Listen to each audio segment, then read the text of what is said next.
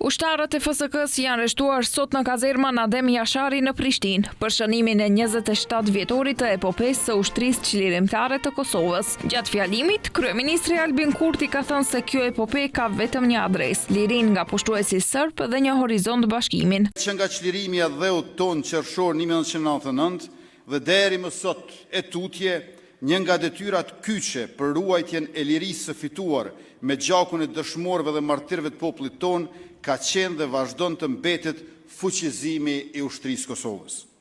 Prandaj sot me ngazllim mund të konstatoj që qysh nga viti 1989, kur Adem Jashari me shok filluan të flasin e të punojnë për një ushtri të Kosovës dhe deri sot kur nuk kemi pasur një ushtri më të fortë, më të armatosur, më të pajisur dhe më të trajnuar se sa sot. Presidentja Vjosa Osmani tha se epopeja e UÇK-s është një testament i përjetshëm i qendresës, sakrificës dhe i pathyeshmërisë së popullit ton.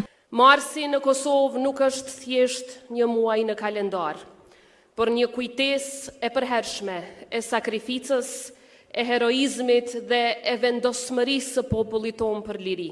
Ky është vendi ku trashëgimia e komandantit legjendar Adem Jashari nuk është thjesht vetëm një kujtim, por është frymëzim për brezat e sodëm dhe të ardhshëm të ushtrisë sonë dhe për gjithë kombin. Prandaj sot kujtojmë me krenari komandantin legjendar Adem Jashari, familjen e tij heroike dhe të gjithë luftëtarët që i dolën Zot atë dheut, duke e paguar lirinë me jetën e tyre.